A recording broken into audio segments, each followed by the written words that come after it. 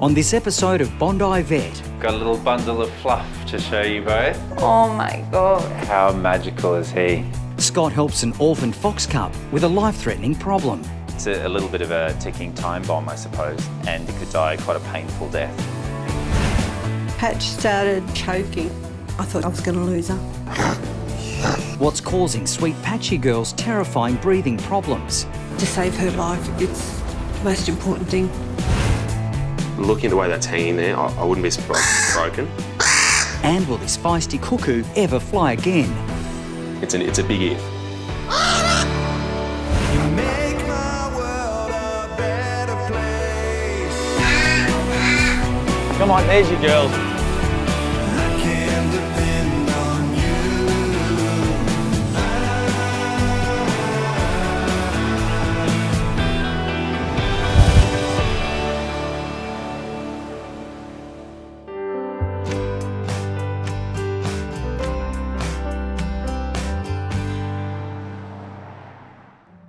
Hi, I've got a little bundle of fluff to show you both. A very unusual patient has just been dropped off at Scott's Isleworth practice. So this is an unnamed fox cub. Oh my God. How magical is he? Receptionist Catherine and vet nurse Natalia are instantly captivated by the enchanting visitor. I know the girls want to hug you, so there you go. Yeah. Many people might not have seen a baby fox and they just come in the cutest package possible. But this guy, wow, I mean, he is a stunner. Oh, look, we've got you some food. Look, look, look, look. Seriously, he is going to be a lady killer when he gets older. The 3-week-old fox was tragically orphaned when a dog killed its mother and siblings. Very tragic story. So him and his 2 siblings and his mum were living in a garden, and the dog got mum, and she was quite badly injured. A wildlife rescuer found the baby and brought him straight to Scott for a checkup. People have very differing views about foxes. Some see them as vermin and others see them as an important and beautiful part of British wildlife. Now, who can say a fox is horrible? I know. I mean, look. I know. I mean, his colour is bizarre. Sort of like an apricot colour almost. So it's like a snow fox. Really unusual, yeah. The rescuer that brought him in, who sees hundreds of foxes every year, said maybe 1 in 1,000. So maybe we should just have a little look over him, if that's okay. Natalia, if you want to just hold him for me there. That's so cute. Thankfully, Zorro is unharmed from his terrifying ordeal. And let me see your teeth. Ah, look at those foxy teeth. Yeah. Oh. Look at How those. old do you think that he is?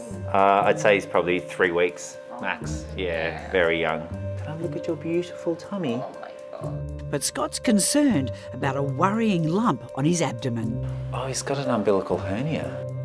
Yeah, so he's got like an outie. Oh wow. He's got an outie belly button. Can you feel? Yeah. It's quite a big one, this one. And if you leave it, what can happen is the intestine can pop out. And then it can get strangulated, which will lead to his death. So what we'll need to do is to actually correct that hernia. We'll actually have to stitch it up and repair it when you're a big boy. I'm not going to perform the surgery today just because he's so little. We want to just allow him to mature a little bit more before we then put him under an anaesthetic, because of course when they're very young they're very fragile and that makes the anaesthetic that little bit more tricky. What's the word for fox in Spanish? Zorro. Yeah. Is that it? Zorro means fox? Yes. Oh my God, that's it. There we Yeah. go. You like it? I love it! I love it! Oops. Come on, Zorro, in you go. Zorro will stay with his wildlife carer until he's big enough for the life-saving surgery. Okay, cuddle time over. Get back to work, you two. See ya.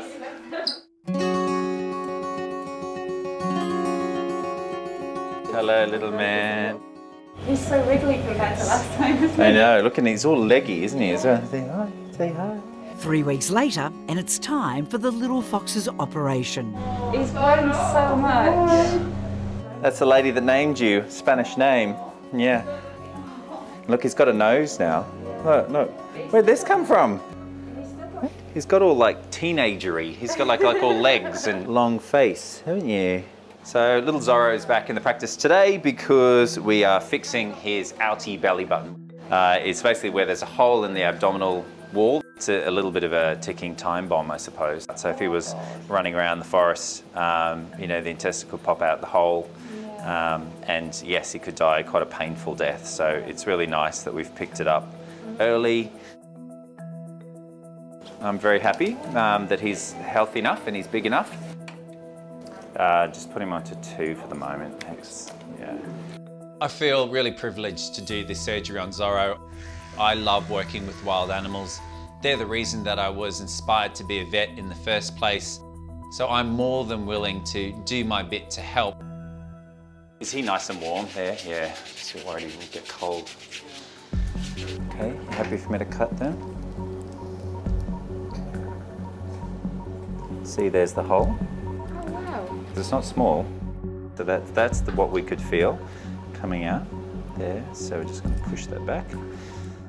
So what I'm doing now is basically freshening up the edges of the hernia. And then I'm going to stitch it together so the hole is no more, and then no longer can any of Zorro's intestinal contents pop out to the outside. Like a thief in the night, you never know. Just like Zorro himself. Hey, do you want to come and see your boy now? There he is. He has grown a lot. I know, look at the legs. Yeah. He's twice his size. You're like a proud mum. Yeah, thorough. My boy. Oh, I love it the way you say it. Say thorough. Thorough. Thorough, yeah. Thorough. Yeah. Ah, nice. thorough. It actually sounds a bit more suave. Yeah. Just, oh, hey.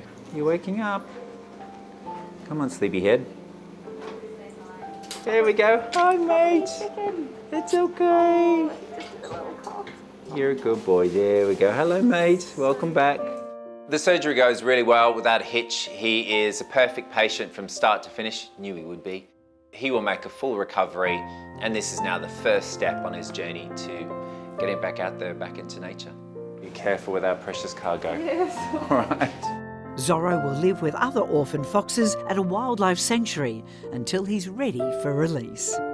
It's lovely to think that one day I might be walking out in the forest with Scully and I might cross paths with Zorro, and I hope that he might not come and say hi to me, I hope he doesn't, but a little wistful glance in my direction, that'd be nice.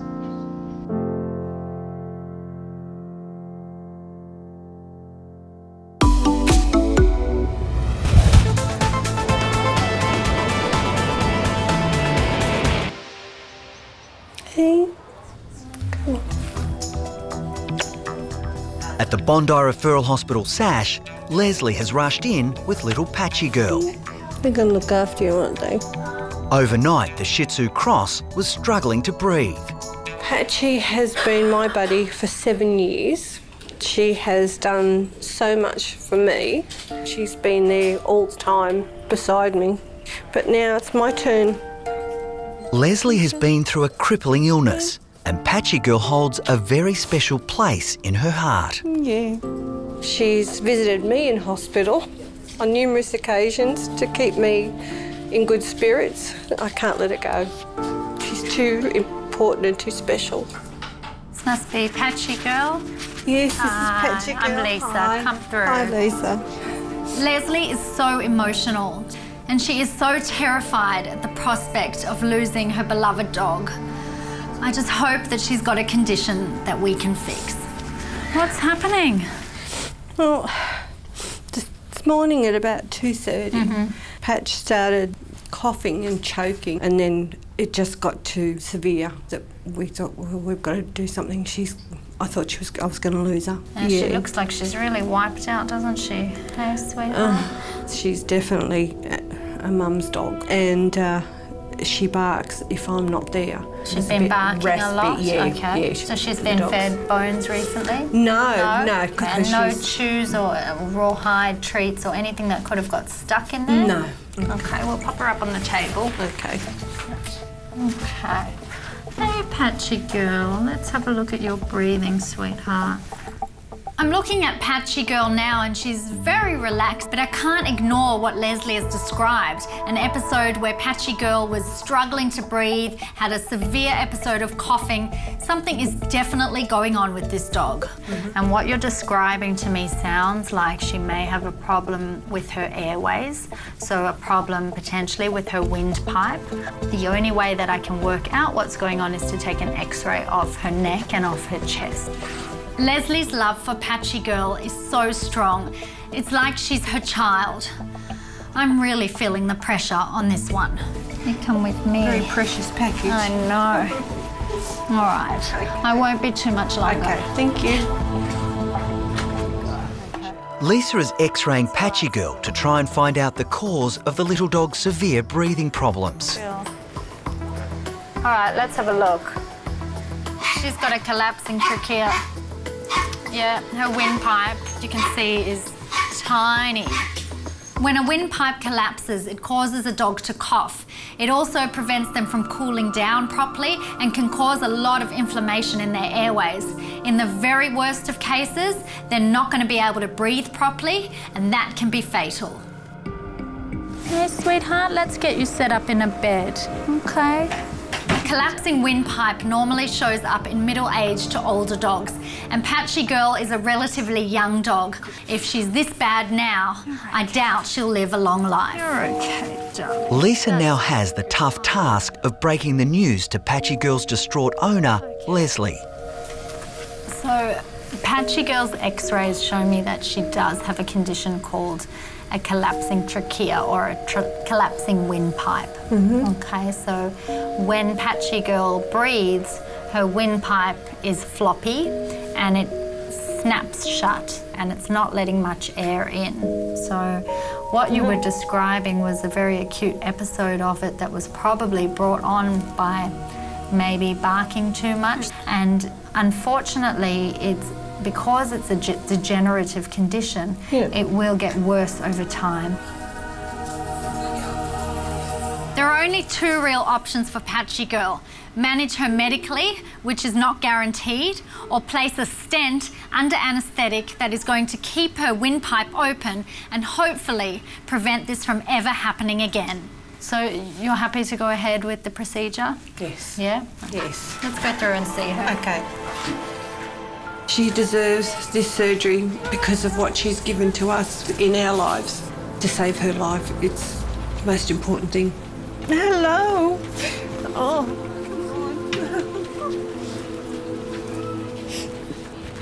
Oh. You have been through so much today.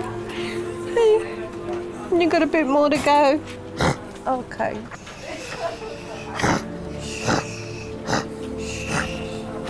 It's nothing worse to see your dog not being able to breathe. It's horrible. I know she's in good hands, but seeing her little face there it was difficult. Yeah, very difficult to say goodbye. You can call us anytime. All right. Okay. Oh, Patchy. Don't look back. Oh no, honey. All right. Yeah, we're going to try and fix that windpipe of yours. Patchy Girl is being anaesthetised so the team can work out the best way to repair her collapsed windpipe. Okay, good. How are you? How's the patient? She's ready for you. Good, good. Medicine vet Dr. Justin Windpipe needs to insert a camera into the 7-year-old's trachea to see if a stent can be inserted. All right, let's do it. This will hopefully open up Patchy Girl's chronically narrow airway and help the little dog to breathe. A stent is a device that will keep Patchy Girl's windpipe open. Placing a stent is a very, very risky procedure. So we're just going having a look down her trachea. So I'd really like her to give a nice strong cough so we can see how much this trachea does collapse under pressure.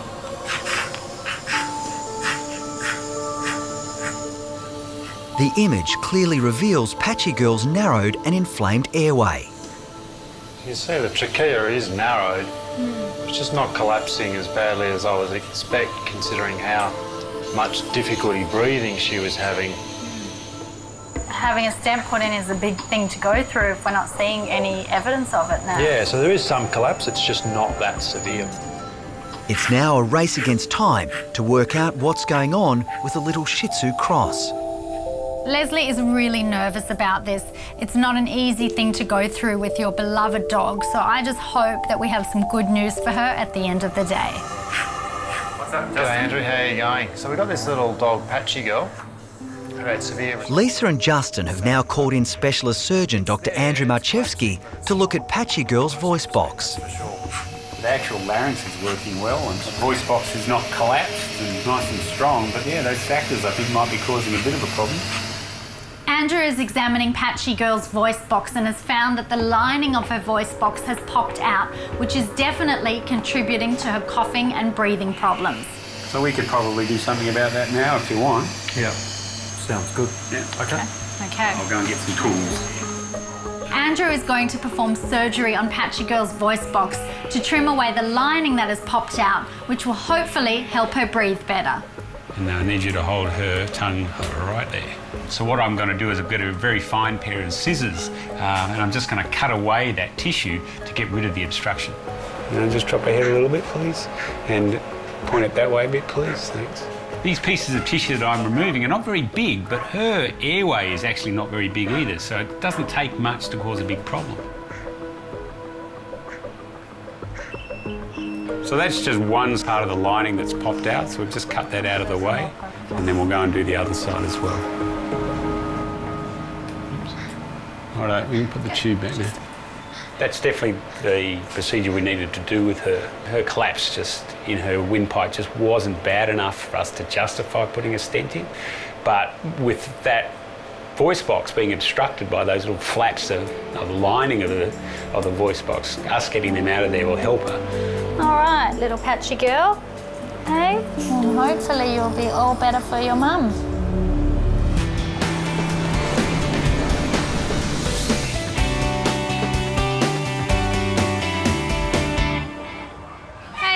Pie. You're a good girl. At SASH, it's been just 24 hours since Patchy Girl had surgery on her voice box. You look so good, hey? Let's take a look at you. The little Shih Tzu cross has made an amazing recovery. I think it's home time for you. I do. Devoted owner Leslie is desperate to see her precious girl. It's incredible. I just can't wait to see her. Let's go see Mum. Huh? Let's go. I cried as soon as I got home knowing she wasn't there because I've never, ever, ever been away from Patchy Girl and she's never been away from me.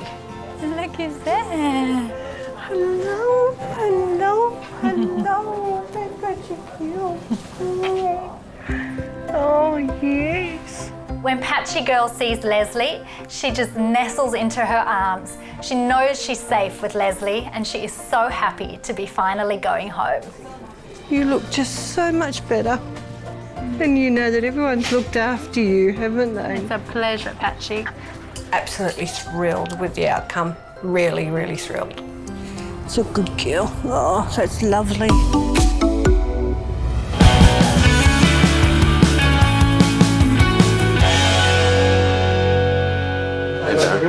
I've got a channel-built cuckoo here. It's got a pretty serious leg injury. Okay, mate. Barry from the wildlife rescue group Wires has arrived at the clinic with a channel-built cuckoo that can no longer fly. These noisy birds migrate more than 2,000 kilometres from Papua New Guinea to Australia every summer. A lot of people have mixed reactions to them. When they get here, they like to announce the fact they've arrived with quite a few decibels. Summer's morning, about 7 a.m, you're lying in bed trying to sleep in, you hear... It's him. It's a little impression right there. It's close. After much deliberation, we've decided we're going to call him Sonny because he chases the sun. With winter approaching, it's time for this fearless aviator to be flying back to his other home. But with this injury, Sonny's grounded. looking at the way that's hanging there, I wouldn't be surprised if it's broken. It just feels a little bit too loose to be normal. Let's take an X-ray and just see what's going on there, because I don't know, you don't see too many of these around, so it'd be nice to be able to help him out. Definitely.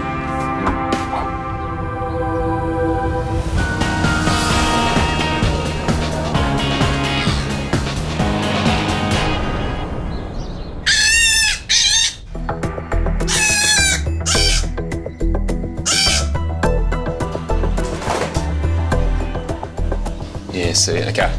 That's what's going on. So essentially this femur here has been totally split in two. He's either flown into something or something's flown into him, like a car. The fact that birds like Sunny fly all the way from New Guinea down to Sydney and then all the way back again seems like it's going against the odds already. But for Sunny, we've got a massive hurdle for him now because he has to overcome a leg fracture. It's a big ask. I don't know if I can get a pin in there, if it'll hold. And if that bone starts to heal, then he's a good chance of actually making that flight north. Oh, that would be fantastic. Yeah. It's a big if. I mean, I'm hoping. These birds don't like the cold and they start their migration, and if they don't get away in time, it's going to be a whole season that it's going to be in captivity, and the chances are it probably wouldn't survive.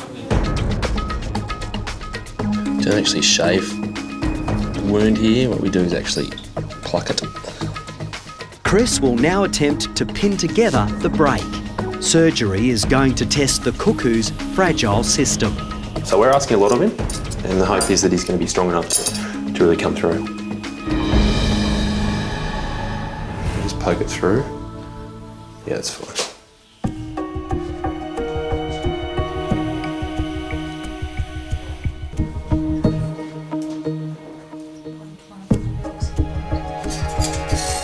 The tricky thing here is really finding a pin that's actually going to fit inside that bone. And so you have to find a pin that fills that hole, but at the same time isn't too heavy, so he can still fly. You don't want him to take off and try to head to New Guinea and end up in the US, because he's sort of got a bit of a slant that way.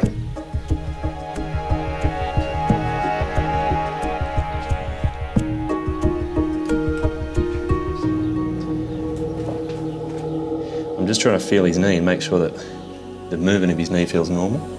Because the moment it starts to get a bit stiff, it probably means there's a pin in there. It's been around 2 hours now, and that's about an hour longer than I'd really like it to have been. But the extent of his injuries, the skin tears, the fracture, it's all added up to be one hell of a challenge. This is where you can quite easily lose patients, and this is where, when you lose them at this stage, it's a real kick in the guts, because they were so close to being home. The odds are stacked right against him right now.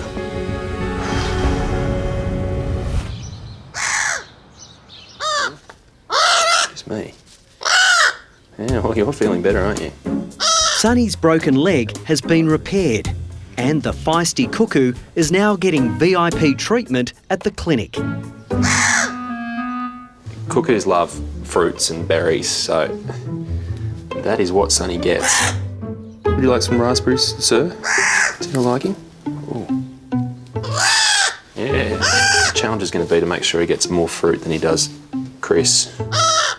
It's hard to tell which is raspberry and which is blood. Is sweet enough for you? Sunny's pulled through this surgery better than I ever could have hoped, but he still has a huge challenge ahead of him. His migration season's just around the corner, and if he is going to make it all the way to Papua New Guinea, that leg needs to be 100%. Josh. Sunny is moving in with bird expert Josh Cook. You like to surprise me, don't you? Yeah, this is Mango. Hey, Mango. Hey, buddy. Really just feed him up, just get him well, and hopefully in a few weeks' time, if that leg's ready up to to go. it, be ready to go. No worries. You agree with that, Mango? It's a good diagnosis? Yeah? So I really hope the 5-star treatment with Josh will make all the difference. See you later, son. Yeah. Shaking hands, aren't you? Yeah. Yes, okay, I understand. Not such good news for Sunny. The cuckoo was not strong enough to make his migration flight back to Papua New Guinea. Hopefully the cuckoo will make it through the winter in captivity. Hi, I'm Dr. Danny Dusek. If you love our show and want to see more amazing stories from the Bondi Vet team, just hit the subscribe button. click that little notification bell and we'll see you for our next video.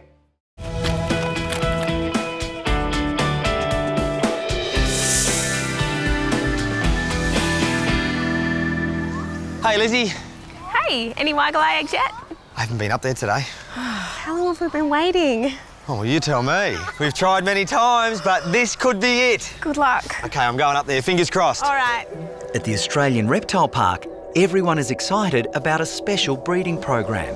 Is today the big day? Tim is checking on a female dwarf king brown snake. What are you hiding in there, little girl? 2 months ago, Tim introduced a male dwarf king brown into the enclosure. In you go, mate. There she is. What do you reckon? Dwarf king browns, also known as Waggle-eye, are incredibly rare, and captive breeding programs like this one could be the key to their survival. Tim faced an anxious wait to find out if the mating resulted in successfully fertilised eggs. Today could be a world first.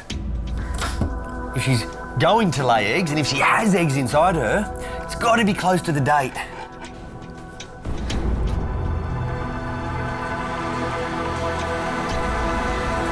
Amazing. This is awesome. We've got eggs, but we're only halfway. Hopefully the eggs are fertile, and this could be the first clutch to ever hatch. Come on, darling. That's it. That's it. Now I need to remove the eggs and set them up in an artificial incubator. Now in the wild, a snake might find a perfect spot that's climatically controlled to hatch those eggs. That can be difficult to provide sometimes within their enclosure, so we use a whole room that's the perfect temperature and perfect environment to hatch the little snakes. There it is, the egg of a dwarf king brown. A little egg for a little snake. White gold, if you ask me.